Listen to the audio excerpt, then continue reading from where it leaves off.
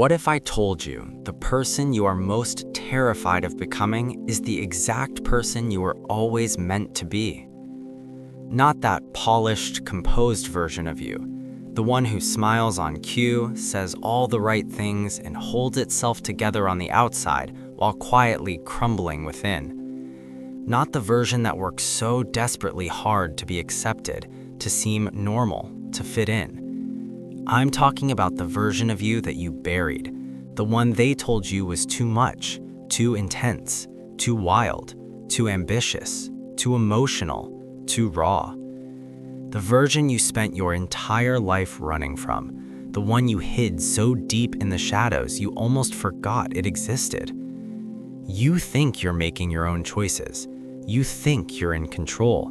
But what if your whole life has been nothing more than a performance? A mask, carefully designed, meticulously maintained, so that you could be accepted, loved, and safe. Behind that mask, there is a voice you've silenced so completely that you can barely recognize it anymore. You tell yourself, I'm fine, I'm on the right path, my life is together. But there is a quiet, gnawing emptiness that comes back in the dead of night when everything around you goes still, and it grabs you by the throat with a question you've never been able to answer. Whose life am I actually living? Carl Jung, one of the most brilliant minds in the history of modern psychology, believed that the deepest suffering we carry doesn't come from trauma or mistakes or even pain. It comes from fragmentation, from the act of denying the parts of ourselves that we were told were bad, wrong, dangerous, shameful. Not because those parts truly are bad, but because someone, at some point, taught us to believe that they were. Maybe your family told you that anger was ugly, that desire was sinful, that ambition was selfishness. Maybe society whispered to you that vulnerability equals weakness, that power corrupts, that being different is a problem that needs to be fixed. And just like that, you split in two. You buried the parts that didn't fit. But those parts didn't disappear. They went underground, deep into your unconscious, into what Jung called the shadow. And there, in the darkness, they kept growing. And now, without you even realizing it, those very rejected fragments are the ones running your life. They show up as self-destruction, projection, anxiety, depression, broken relationships, and hollow smiles. These are not random symptoms. These are the cries of a self you betrayed. But you are not lost. You are not broken. You are only divided. Real psychological freedom never comes from trying to become a better version of yourself.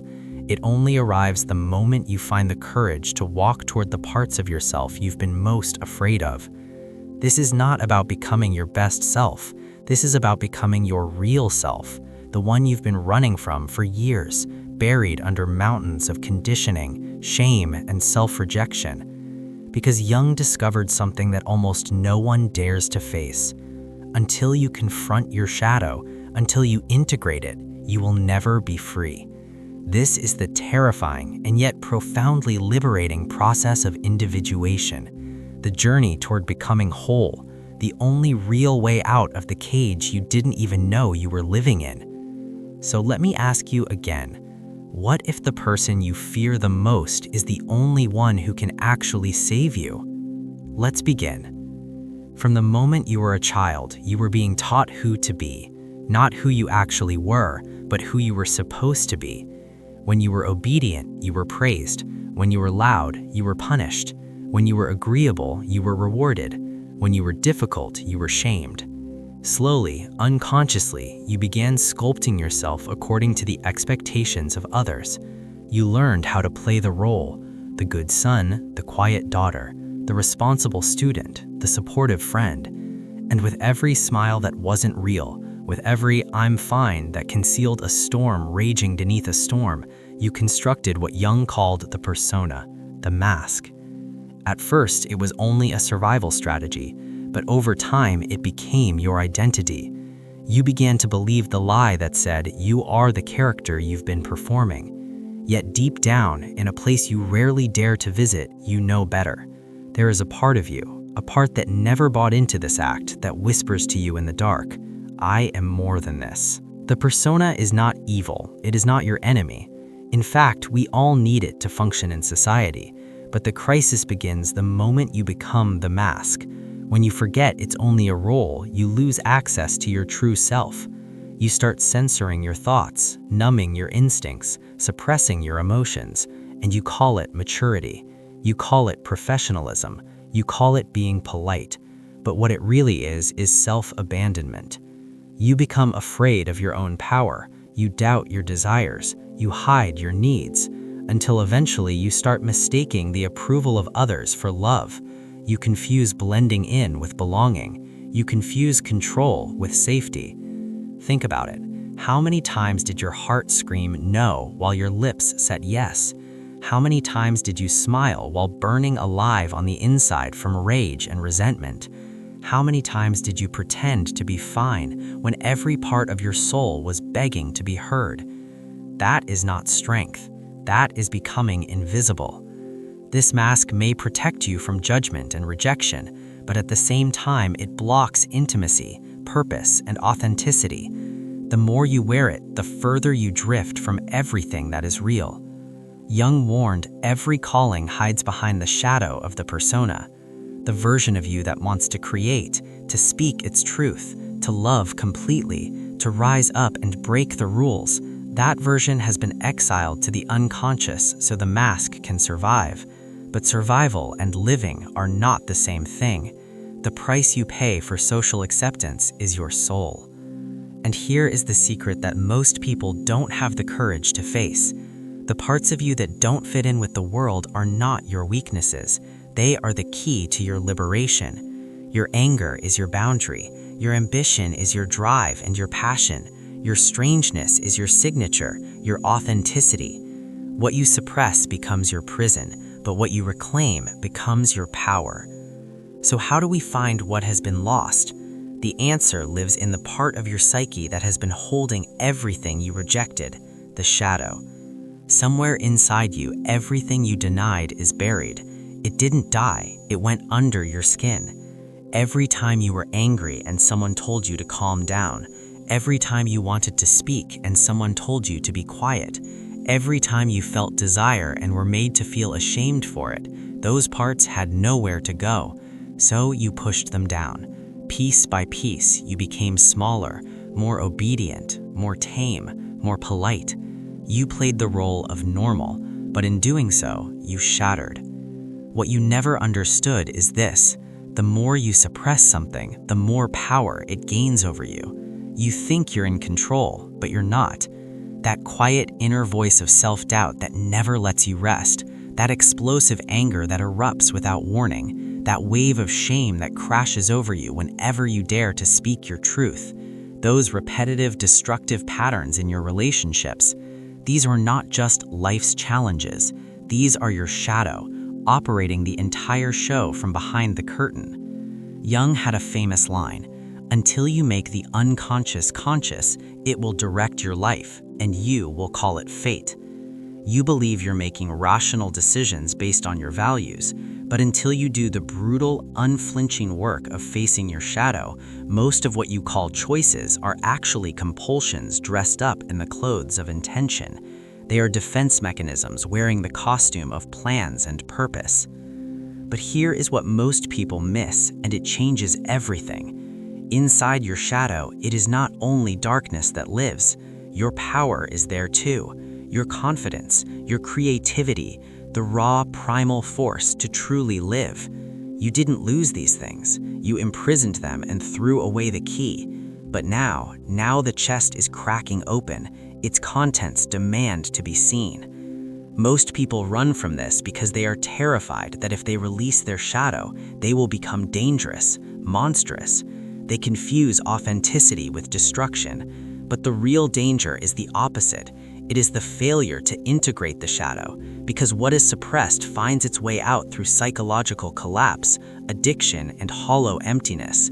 What you deny doesn't disappear, it detonates. Now let's look directly at the fears, the ones that keep you from doing this work. The first fear If I accept my shadow, I'll become a bad person. You were taught that anger means cruelty, that power means danger, but the shadow is not simply darkness. The shadow holds righteous anger, unowned strength, and the fire of creativity. When you truly know these parts of yourself, you gain the freedom of genuine choice. The person who knows their own darkness is far safer than the one who pretends they have none. The second fear, if I'm really myself, I'll be rejected. This fear is not irrational. It may actually happen. Jung never sweetened this truth to make it more palatable. The reality is, when you stop performing, when you're no longer predictable and convenient, some people will walk away. But here is the painful, stunning truth. You are already being rejected right now, not by others, by yourself. Every time you silence your truth to keep the peace, every time you sell your instincts for someone else's approval, you are repeating the most devastating form of rejection there is, the abandonment of your own self. You can be accepted for your mask and feel hollow inside, or you can be rejected for your truth and feel truly alive. There is no way to make everyone happy, so you have to choose whose disappointment you are willing to live with. The third fear, if I take my power back, I'll hurt others. This fear usually comes from having witnessed people or institutions abuse their power, so you decided it was safer to stay small, passive, and harmless. But Jung makes it clear, suppressing your power doesn't make you peaceful, it makes you weak and resentful. Integrated power means being able to set boundaries, to say no without apologizing, to hold your ground. Power that is owned becomes clarity. Power that is denied becomes poison, leaking out as passive aggression, sarcasm, and self-destruction. And then there is the deepest, most terrifying fear of all. Who am I without my defenses? You have built your entire identity on what you are not. I am not aggressive. I am not selfish. I am not like them. But if you were to accept and integrate those very qualities you've always fought against, your old identity would collapse, and that feels like death. Jung understood this. He said the process of individuation, of becoming fully yourself, requires a symbolic death, the death of the false self. When the old ego structure crumbles, the terror is overwhelming. But this is not destruction, this is rebirth. Modern culture loves to romanticize self-discovery. Find your true self, they say, as if your soul is simply waiting for you at the back of a yoga class or between the pages of a self-help book. But Jung knew better. Becoming who you truly are is not a process of discovery. It is a process of destruction. Jung called this journey individuation, a voyage toward becoming whole. Not just the parts that society approves of, but the full, vast spectrum of your existence, the light and the darkness, the sacred and the primal. Individuation means pulling the truth from beneath layers of programming, trauma, and fear. You don't find yourself by asking, who am I? You find yourself by asking, which parts of myself have I rejected in order to survive? The ruthless truth that Jung revealed is this. Every part of you that you have most rejected is the most essential to your wholeness. The very things you're ashamed of, your anger, your wildness, your ambition, those are the keys to your freedom. But to reclaim them, you must allow the persona to die. That mask you have worn so long you think it is your face, it has to go. And that is why individuation is painful. It is not a clean, linear path. It is a descent into the unknown, a confrontation with your own inner chaos. And very often, this journey begins with a crisis, a separation, a burnout, a panic attack. These are not breakdowns, they are breakthroughs, cracks in the psyche crying out to be made whole. When this happens, dreams grow dark, emotions resurface, desires you thought were wrong start demanding your attention. Jung believed that there is no awakening without pain, and this rebirth does not happen in a therapist's office or through reading philosophy. It happens through experience, through risk, through courage. Individuation means facing yourself every single day and moving through the world as if you already are the version of yourself you were most afraid to become, because that version is free, and freedom is always terrifying to a mind that learned to survive by surrendering. Understanding the shadow intellectually isn't enough. Reading Jung's collected works or reposting his quotes won't heal a single wound, not unless you do the actual work. The shadow doesn't dissolve through awareness alone.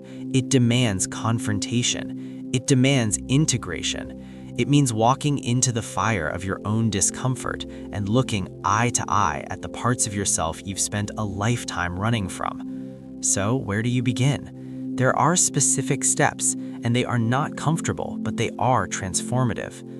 The first is reclaiming your projections. Jung taught that whatever you most despise or obsessively judge in other people is actually a mirror of your own unconscious. Make a list of 5 qualities that genuinely irritate or enrage you when you see them in other people. Maybe you tell yourself, that person is so arrogant, that one is so lazy, that one is so selfish. Jung says that is you, that is your reflection. And then ask yourself, without theory, without distance, where does this quality actually live inside me? Not to shame yourself, but to experience the reclamation of your own power. The second is active imagination, a Jungian method that asks you to enter a meditative state and speak directly to your shadow. Take the part of yourself you fear most, your rage, your greed, your hunger, and give it a form, a face, a figure, something you can actually visualize. Let it speak. Ask it, why are you here? What do you want? What happens if I keep ignoring you? Write down its answers without censorship. You will be stunned to discover that it is not a monster. It is a part of you that has been so thoroughly exiled that it had no choice but to scream just to be heard. The third is embodied micro-experiments, because shadow integration is ultimately behavioral. If you fear assertiveness, practice saying no without an apology. If you fear being seen, share something vulnerable. These small acts of courage are how inner revolution is born. The fourth is the symbolic death of the persona. Identify the role you have been playing, the good son, the agreeable daughter, the person who always succeeds. Write it a farewell letter, thank it for protecting you, then burn it or bury it. Look yourself in the eye and say, I am not only this role, I am everything I have hidden. When you begin this work in earnest, things will not feel peaceful at first, they will feel chaotic. Most people expect healing to bring calm and enlightenment, but real healing begins as an identity collapse and an inner upheaval. And that is exactly how you know you're doing something right. Because the moment you stop suppressing, everything you buried comes flooding back. The grief, the rage, the longing, all of it returning at once. So, how will you know you're making progress? There are 4 signs. The first, you become unpredictable. You stop saying yes out of compulsion. You stop laughing at jokes that diminish who you are. People may tell you that you've changed, that you've become difficult, but the truth is you've simply stopped performing. The second, you become polarizing. Some people are drawn to your authenticity with intensity because your truth gives them permission to be real too. Others pull away because your truth threatens the script they need you to follow. That is fine. The goal of individuation is not to be liked, it is to be real. The third, criticism stops destroying you. The opinions of others no longer shatter you because you no longer have a fragile mask that needs protecting. You now know your own darkness and your own light in equal measure. The fourth, your energy returns. All of that energy that was being consumed by performing, pretending, and hiding, that energy is now free. Free to create, free to pursue meaning, free to live. Jung never promised we would become flawless, transcendent beings. He only promised wholeness. And wholeness means embracing your contradictions, your paradoxes, your beautiful brokenness. If you find that you're becoming less comfortable, but in return you cry more deeply, laugh more freely, and love more fearlessly, then congratulations, you are becoming the person you were most afraid to being. You are no longer a monster. You are no longer a problem to be solved. You are at last yourself, rising from the shadows. This is where the illusion of awareness ends, and where the truth begins. Reality is built by the mind that dares to see it whole.